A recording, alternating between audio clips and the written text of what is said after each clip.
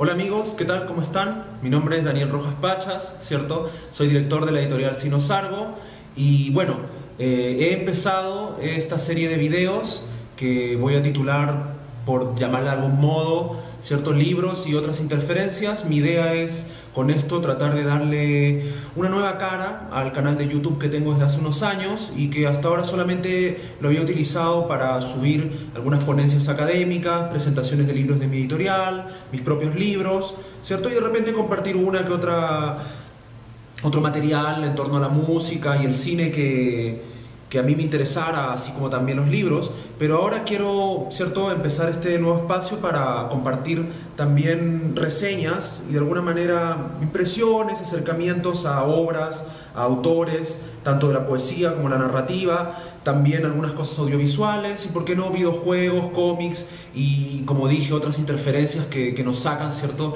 del día a día y de la rutina. Bueno, para comenzar quiero partir con este espacio dedicándolo a un autor que me gusta mucho, un autor que he leído de forma sostenida, Julio Ramón Ribeiro. Es un autor peruano, un autor sumamente destacado de la generación del 50, en la cual hay muchos autores importantes del Perú y a la par también en Latinoamérica, ¿cierto? Hubo distintas generaciones muy destacadas, ¿cierto? En Chile, en Argentina, en México, etcétera, que de alguna manera nos legaron, ¿cierto?, grandes obras. Bueno, Ribeiro es un autor que me parece en el último tiempo ha ganado mayor notoriedad debido a que muchas de sus obras han sido reeditadas por Six Barral, lo cual ha permitido que estas obras lleguen a más librerías, a muchos más lectores. Sin embargo, considero que, a diferencia de otros pares latinoamericanos, a pesar de que él tuvo una gran trayectoria en la cual desarrolló novela, teatro, mayormente cuento también, pero así también textos aforísticos, creo que la obra de él todavía no llega a una gran cantidad de lectores. Me parece que no es tan leído, sigue siendo un autor de culto. Creo que es un autor muy respetado por la crítica, por la academia, pero creo que todavía falta, ¿cierto?, que llegue a un lector más masivo, ya que creo que es un autor que lo merece, es un autor que presenta distintas temáticas y sobre todo un enfoque muy interesante tanto de la narrativa como de las temáticas que aborda, que principalmente tienen que ver con el fracaso, la soledad, y tal como decía el título de su gran obra, La palabra del mudo, ¿cierto? Él de algún modo le da voz a los más desposeídos o a personajes sumamente cotidianos que no tienen grandes hazañas, grandes gestas, sino que muchas veces son profesores mal pagados, personas que trabajan puerta a puerta, burócratas, pescadores, obreros, y que él les da una voz y que de alguna manera también permite abarcar, yo creo, una totalidad latinoamericana, pero también muy centrada en el Perú, ¿cierto?, en la costa, en la sierra, en la selva. Es un autor que además se movió en lo realista, el realismo de denuncia y también en lo fantástico, con cuentos como La insignia o Por las azoteas. Entonces creo que es un autor muy completo y que todavía permite ser releído con mucha vigencia. Es un autor con una prosa muy directa, muy sencilla. Eso le valió muchas críticas también, de forma irónica. Algunos decían que era el mejor autor del siglo XIX, el mejor autor peruano del siglo XIX, lo cual es claramente una burla, haciendo alusión que era un autor decimonónico, ¿cierto?, un poco naturalista, un autor que probablemente tenía no una técnica de vanguardia de experimentación, sino que era un autor muy sencillo, muy simplista. Sin embargo, creo que esa prosa pulida, esa prosa limpia, honesta, directa, genera atmósferas muy interesantes, personajes entrañables con los cuales uno desarrolla empatía y permite enfocarse en tipos humanos, y tiene una sensibilidad muy especial que creo es importante puedan leer y compartir. Bueno, voy a dejar en las descripciones, ¿cierto?, el video, algunos links tanto a este cuento completo, así que voy a hacer algún análisis breve de algunas temáticas que yo encuentro en este relato que me interesa abordar hoy día, que es Las botellas y los hombres, que es uno de mis relatos favoritos de Ribeiro, pero no voy a arruinar el final, así que solamente quiero abordar algunas de las ideas principales que tengo sobre el libro, sobre el cuento en este caso, y cómo esto se puede ver a lo largo de toda la obra de Ribeiro. Y por otro lado, bueno, también voy a dejar en la descripción los links a mi editorial, a la revista Sino Sargo, que de alguna manera auspicia este espacio y va a ayudar a su difusión. Y bueno, también al blog que por muchos años mantuve sobre Ribeiro. Eso muestra un poco también la devoción que he tenido hacia la obra de este autor, y por eso también he querido partir esta sección dedicándosela a él. Para que revisen ese blog hay mucho material, yo he transcrito algunos cuentos, hay ensayos críticos, hay ponencias, hay adaptaciones fílmicas de su obra, cortos, así como también largometrajes. Así que ahí pueden revisar bastante material, bucear y de alguna manera ir conociendo a este autor si es que todavía no se animan, si ven por ahí el libro, a comprarlo. Bueno, este cuento, la botella y los hombres, es del año 58. Rivero lo escribió durante su estancia en Europa, en Berlín. Y el libro, bueno, que lleva el mismo nombre, es del año 64.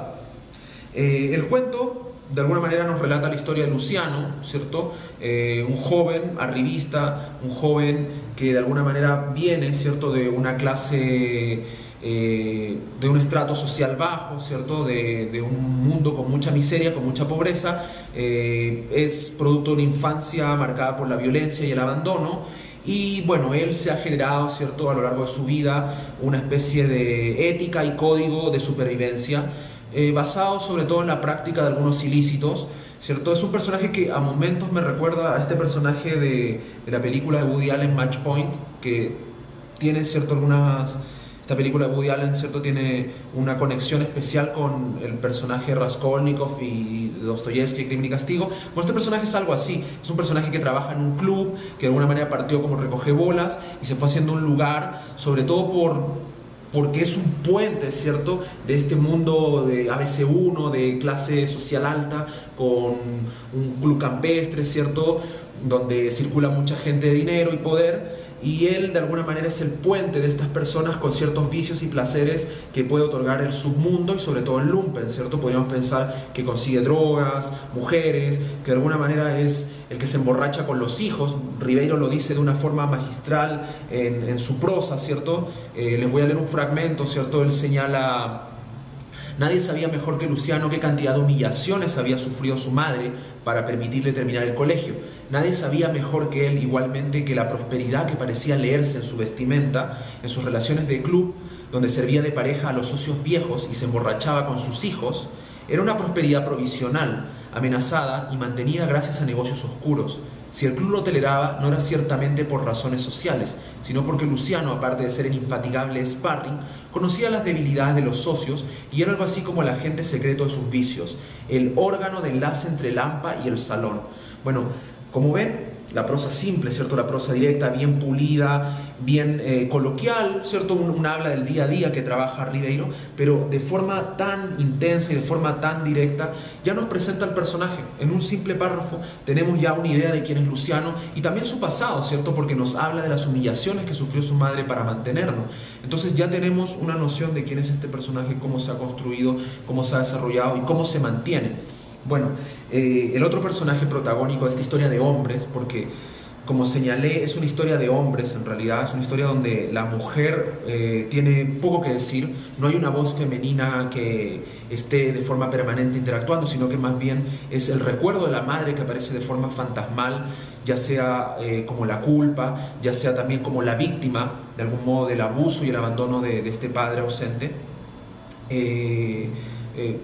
Por ende, la historia se desarrolla en torno a códigos masculinos y en algunos momentos también un tanto misóginos, ¿cierto? Bueno, aparece este padre un día cualquiera, llega al club, obviamente Luciano le ha perdido el rastro, son 8 años, y este es un padre que tiene una personalidad magnética, un hombre que se ha dedicado a viajar, a vivir una vida de excesos, una vida de fiestas. Cuenta en un punto de la historia que ha estado por Argentina, ha estado en Chile, ha estado en distintos puntos, simplemente viviendo el día a día, sobreviviendo, ¿cierto?, como un trotamundo. Y llega al club y de alguna manera ya ahí se ve el clasismo que Ribeiro quiere delatar. En muchos cuentos lo hace, ¿cierto? Mostrar esta brecha, este puente que separa a clases sociales en el Perú. Y tenemos aquí al padre, ¿cierto?, de Luciano, que aparece como de alguna manera como una figura que va a ensombrecer y que va de alguna manera a traerlo a la realidad de la cual ha escapado con esta ficción que ha construido de arribismo, de dandy que tiene Luciano. Ribeiro lo describe así, dice: sus codos raídos, la vasta deshilachada del pantalón, adquirieron en ese momento a sus ojos una significación moral. Se daba cuenta que en Lima, ¿cierto?, en la capital del Perú, no se podía ser pobre, que la pobreza era aquí una espantosa mancha, la prueba plena de una mala reputación.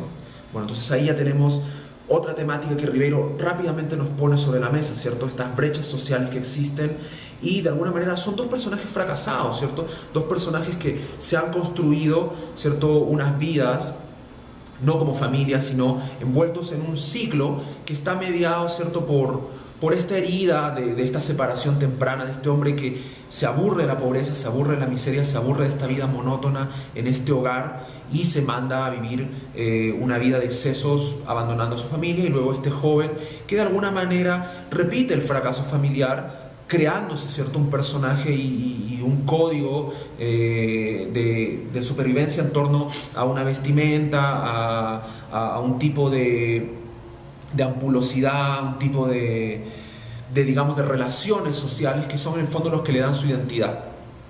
Y entran en conflicto cuando nuevamente aparece este padre, ¿cierto?, a poner en tensión esa vida que él se ha creado. De alguna manera es una amenaza, pero también es una promesa, y eso es lo que siempre hace Ribeiro, ¿cierto? Ribeiro es un gran escéptico. Ribeiro no se entrega en las obras respuestas totales, sino siempre preguntas, dudas, caminos que se pueden tomar para llegar a una resolución de estos conflictos, que muchas veces, como señalé, desembocan en un fracaso o desembocan más bien en acrecentar esta miseria que generalmente envuelve a la humanidad.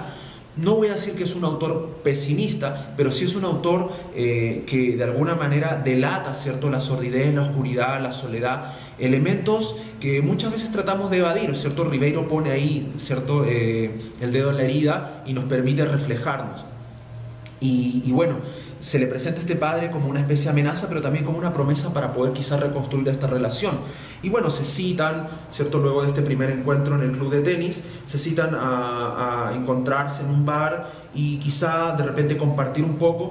Y bueno, el padre en el fondo lo único que quiere es obtener un dinero, ¿cierto? Ve que su hijo está en una mejor posición y quiere obtener algún tipo de beneficio de esto y poder continuar con su vida de exceso y perderse nuevamente. Y el hijo más bien se atreve. Por un momento Luciano piensa, bueno, esto es un riesgo, ¿para qué lo hago? Pero finalmente quiere de alguna manera algo en él responderse a esta pregunta, ¿cierto? De qué habrá sido este hombre, quiero saber más de él, quiero entrar en contacto, quiero saber por qué me dejó también quizá. O sea, en el fondo quiero de alguna manera generar un nexo. Y bueno, sucede algo extraño, ¿cierto? En un punto el alcohol, que es un elemento que siempre media en este relato entre los hombres, de alguna manera es un punto de encuentro, es una especie de elemento que sirve como un pegamento, pero también como una especie de medio de evasión. Se presenta, ¿cierto?, en este bar, pero permite funcionar como un filtro para la mirada que Luciano ha tenido todos estos años del padre. Por un momento, ¿cierto?, Luciano queda embobado de algún modo por la actitud magnética que tiene el padre, cómo se gana a toda la gente en el bar, cómo de algún modo demuestra ser quizá un hombre que podría alcanzar el éxito si es que hubiese tenido alguna oportunidad. Luciano se pregunta, ¿qué sería de él con un buen chaleco? ¿Qué sería de él con un buen pantalón, con una buena tenida? Quizá está en mí dárselo, darle lo que él no me dio, mantenerlo, y quizá podríamos llegar a ser socios, quizá a tener éxito. O sea, empieza a construir una imagen, una fantasía, una autoimagen de él y también una imagen del otro, un poco trastocada por el alcohol, por esta algarabía que se da por un instante, ¿cierto? Y dice, comienza a olvidarse de su ropa, de sus rencores, y a penetrar en ese mundo ficticio que crean los hombres cuando se sientan alrededor de una botella abierta.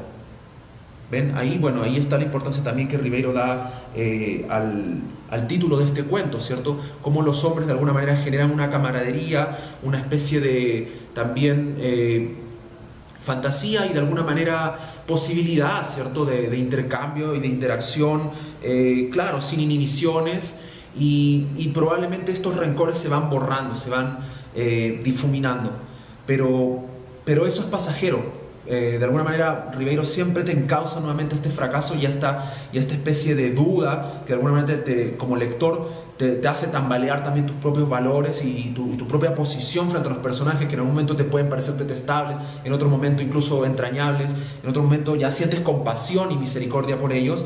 Dice, bueno, inevitablemente se comenzó a hablar de mujeres, ¿cierto?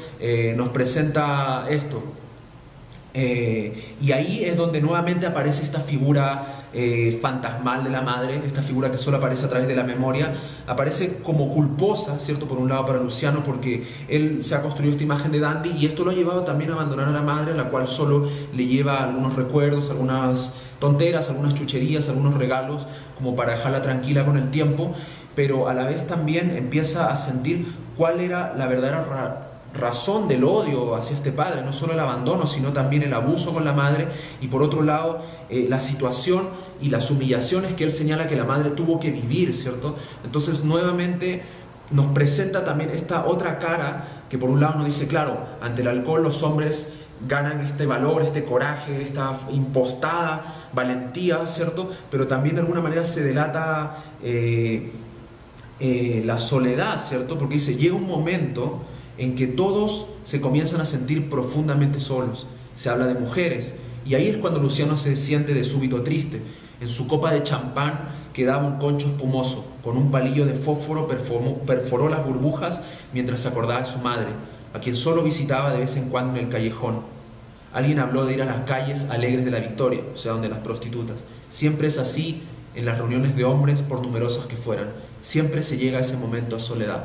¿Ven? Entonces ahí nuevamente entramos a este ciclo que solamente puede desembocar en la violencia y que de alguna manera es probablemente para Luciano el momento en que él se refleja, ¿cierto?, en un espejo, se refleja en el padre, ¿cierto?, en esa imagen de derrota que tiene, y ya nuevamente volvemos a la realidad.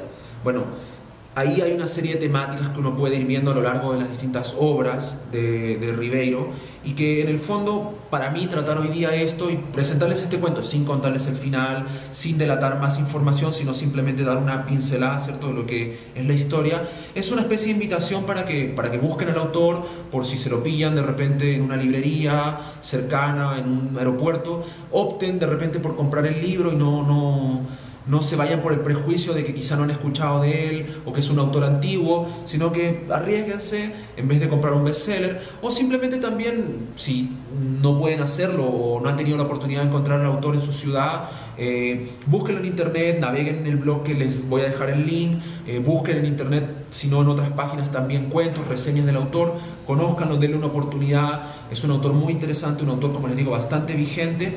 Y eso, principalmente, creo que esa es la función de este canal. Quiero comenzar a entregar, a compartir esta información, compartir un poco el conocimiento que tengo de obras y escuchar sus críticas, sus sugerencias. Y por ende voy a dejar los links y también la invitación, ¿cierto?, para que se suscriban al canal, apoyen con un like o visiten, ¿cierto?, el trabajo que hacemos con la editorial, con Sinosargo, con la revista. También si escriben pueden animarse a enviar una colaboración. Así que en el fondo el espacio es un espacio abierto de diálogo y una invitación abierta. Muchas gracias por la atención, espero que lo disfruten y bueno, hasta una próxima oportunidad donde podamos compartir, ¿cierto?, en torno a otro escritor latinoamericano o de otra nacionalidad. Y bueno, muchas gracias y hasta pronto.